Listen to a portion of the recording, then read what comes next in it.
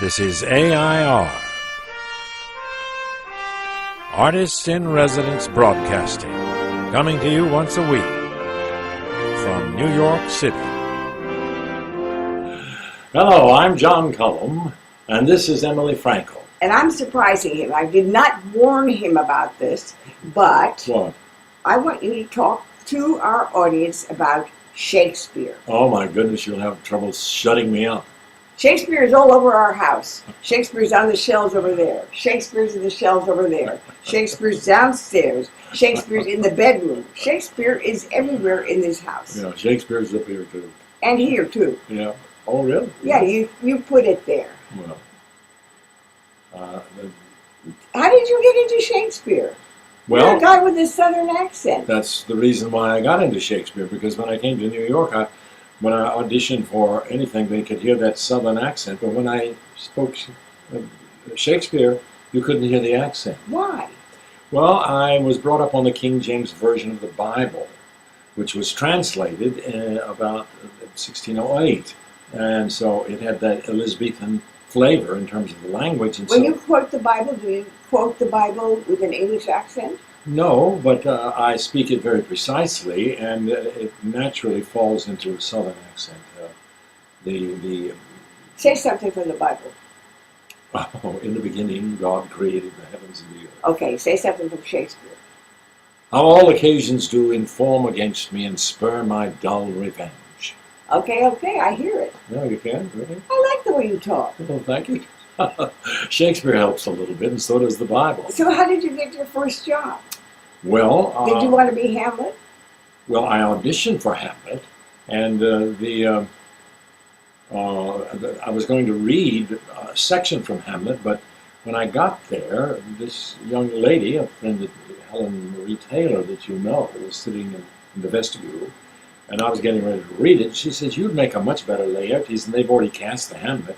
So I changed my mind and read the Laertes. And you did Laertes in Richard Burton's Hamlet on Broadway. That's right, many years later. So Laertes was your destiny. Well, I ended up playing Rosencrantz and Guildenstern in that first production, Rosencrantz, doubling with Marcellus. And then you did Shakespeare the Bar. Yes, I did. That was very exciting for me. I auditioned for Joe Papp, and he made me. I did this wonderful. I thought it was a wonderful audition. He made me audition for all the three directors of the plays that they were doing that year, which were Measure for Measure, Taming of the Shrew, and Henry V. And I got a role in each one of those plays, but I also understudied the two leads in each of those plays, so I learned 9 different roles at that first summer. And that's how I ended up in musical comedy. That's a funny thought, though. Did you know? What about King Lear? King Lear has been the kind of bane of my existence. I've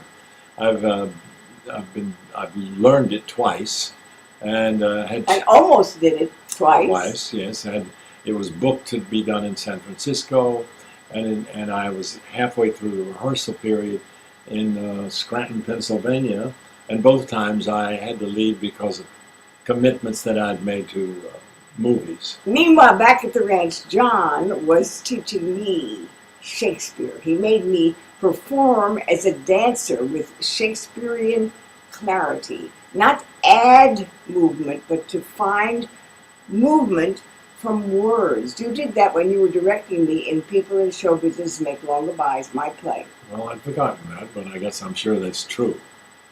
There's no better way, of course, to help people learn to be an actor than to teach them Shakespearean techniques. But you would say, don't add movement. Don't look at the stage instructions. There are no stage instructions Right. in Shakespeare. Take the stage instructions from the words. That's right, and Shakespeare provides a lot of information about what you need for stage directions in the language itself. And that's why you don't need so much movement sometimes. Okay. Now here we are, we're talking to an audience. Right, And we're on a film. that's correct. How would you direct us? Give us some Shakespearean direction. I'm ready. Okay, here we go. Speak the speech, I pray you, as I pronounced it to you, trippingly on the tongue, But if you mouth it, as many of your actors do, I had as lief the town crier spoke my lines. Oh, I like that. Yeah. I had as lief the town crier spoke my lines. Bravo. Thank you, darling. I'm very much appreciative of your appreciation of me as a Shakespearean actor. It thrills me. Please join us again next weekend, and thank you for joining us this weekend. This is AI.R. See you next week.